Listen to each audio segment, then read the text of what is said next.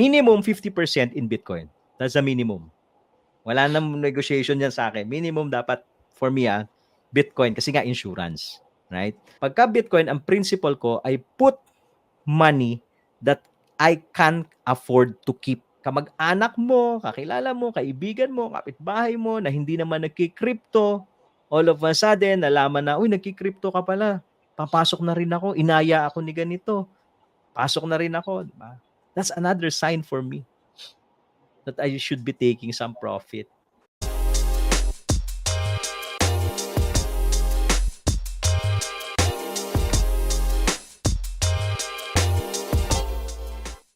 Maganda yung sinabi mo no na DCA, dollar cost averaging, kasi hindi mo naman nata-time yan mataas, mababa and all. But what's important is the consistency over the long period of time.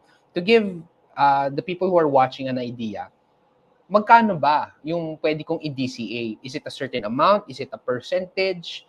Ano yung magandang amount para kung hindi mo pa talaga alam kung yung sa trading and all, at least you can do the DCA. Kasi you know the trajectory, tataas How much kaya yung pwede nilang simulan pagka nag-DCA and how long yung pagdi-DCA nila? Alright, ang ganda ng question, no? Very clear yung question. Actually, it's not a question of how much 'Di ba? Na gaano kalaki kaya kasi iba-iba yan So, natatandaan mo nung mga bata tayo, nakita mo, naabutan mo ba yung alkansya, yung piggy bank? Naabutan mo 'di ba? Piggy bank, yung diba? yung binabasag ba o linalagay sa can? Ako yung kahoy. Alam mo yung Kahoy. kawayan? Ang hirap basagin nun, 'di ba? Alright, so yun yung alkansya ko. Tinuruan ako ng lola ko kung paano mag-alkansya. Ngayon, yung logic na tinuro sa akin ng lola ko na, ganito mag-alkansya ka, lahat ng sobra mong baon, hulog mo dyan. Lahat yung mga mapapamaskuhan mo, okay, hindi mo kailangan, hulog mo dyan sa alkansya. Walang fixed amount. Hindi niya sinasabi sa akin, Gilbert, maghulog ka dyan ng 5 piso araw-araw. Maghulog ka dito. Ganyan. Walang ganun. Basta extra ka, hulog mo dyan sa alkansya. So ngayon, ganun yung ginawa ko sa Bitcoin.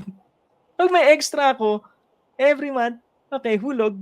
Hindi ko kailangan na pera. Hinuhulog ko doon. Okay?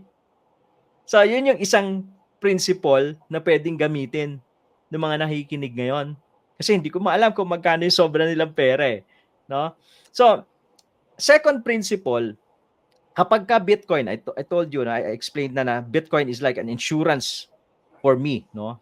So, pagka Bitcoin, magkaiba yung principle ko compared sa altcoins or any other coins or even sa stock market, right? Magkaibang principle ko Pagka Bitcoin, pagka altcoins, we only put money we can afford to lose. Put money we can afford to lose, yung hindi masakit pagka nawala, right? Pagka Bitcoin, ang principle ko ay put money that I can afford to keep. Yung kaya kong itago, yung hindi ko kakailanganin pa in the immediate short term. So kaya kong, again, it's like land banking. Diba? It's like buying a raw land in EDSA. Hindi mo naman, nung binili mo nung 1981 yung lote mo sa EDSA, probably ng mga mayayaman ngayon, hindi naman nung 1985, binenta na nila yan Diba? For a quick buck. So, put money you can afford to keep in Bitcoin and put money you can afford to lose sa altcoins. In that way, pagka, again, mindset, tama yung mindset mo, hindi ka mapuprostrate, hindi ka madidepress. Ay, nalugi ko, nawala yung pera ko. Diba? Maraming nadali dito sa crypto Maraming na-depress kasi pumasok ng ini-expect nila na they can easily make money. Madodoble nila yung capital nila, mata-times 10 nila yung capital nila. And then, in the end, yun nga, nabibiktima nung rug pull. Right. Kaya napaka-importante yung knowledge and hindi basta-basta nagpapahype Basta at least when you hear something in YouTube, even in this channel, in Tito G, aralin mo muna. Do the due diligence. Kasi hard-earned money yan Mahirap yan Nasabi mo, Tito G, earlier in terms of your portfolio that you have Bitcoin, you have altcoins, you have mga meme coin. For those who are starting and syempre gusto nilang to try and dabble not just in Bitcoin, the OG, ilang percent, of course, iba-iba yan, case to case, pero at least generally for a starter, ilang percent kay Bitcoin, ilang percent kay altcoin, kay meme coin, and ano pang mga categories mo so that ma-distribute nila properly. Alright, i-share ko na lang yung allocation ng portfolio ko, no. Minimum 50% in Bitcoin. That's the minimum.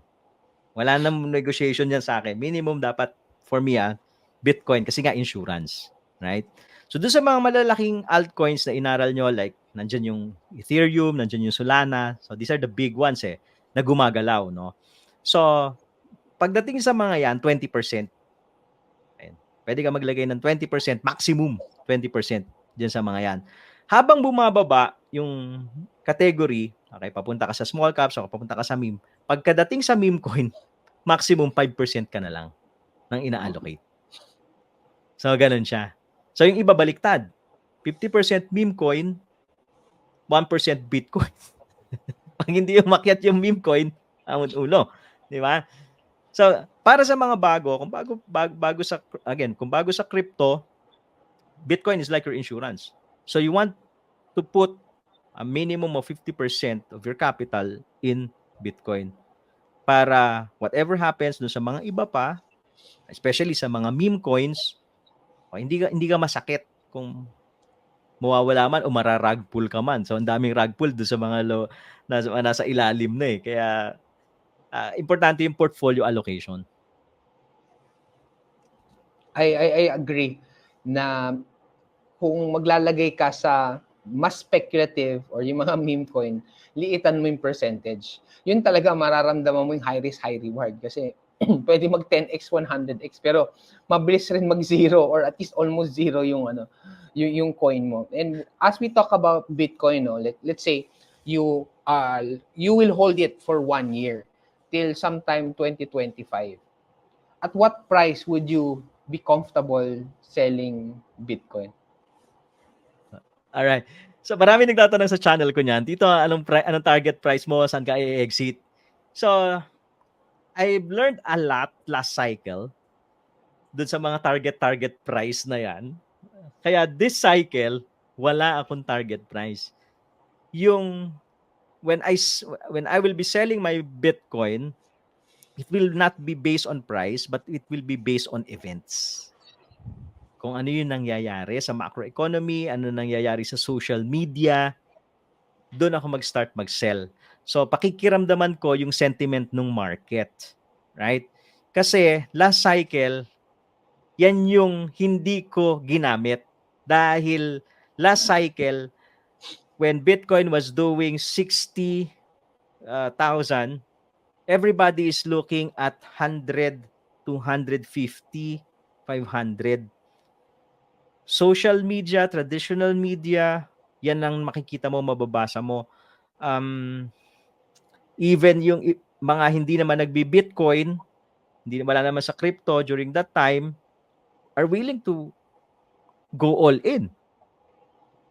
Alright? Kasi nakikita na nila sa traditional media. You'll see it in probably in CNN, Bloomberg. Pag may mga ini-interview na ng mga analyst, ito na yung prediction bigla-bigla. Di ba? So pagka nandun na yung may mga lumabas na ganon, that event, right? That's one sign for me na I need to take some profit. Okay? Pagka yung marami ng nasa social media ang puro flex ulit ng mga gains nila sa crypto, that's another sign for me na kailangan na mag-take profit. Kapag yung mga kamag-anak mo, kakilala mo, kaibigan mo, kapitbahay mo na hindi naman nagki-crypto, all of a sudden, nalaman na, nagki-crypto ka pala. Papasok na rin ako. Inaya ako ni ganito. Pasok na rin ako. Diba?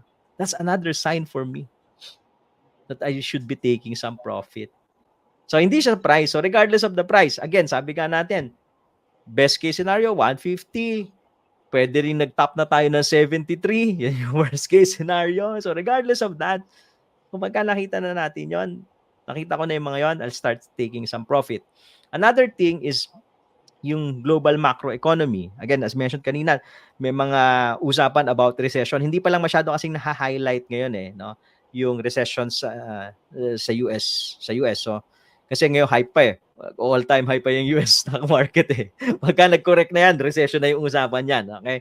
So, tinitignan ko din yon, no, yung meron kasing tinatawag sa market phase na market melt up, na whereby the market will continue to go up fast in a short period of time, higher in a short period of time. Okay, so yung melt up na yon for me is also another sign that I should be taking some profit. Salamat sa sa tips para at least we know yung exit points. Kasi ayaw mo naman na parang tiwala na lang, bahala na kung kailan ko feel. At least yung sa'yo, hindi siya price but really events.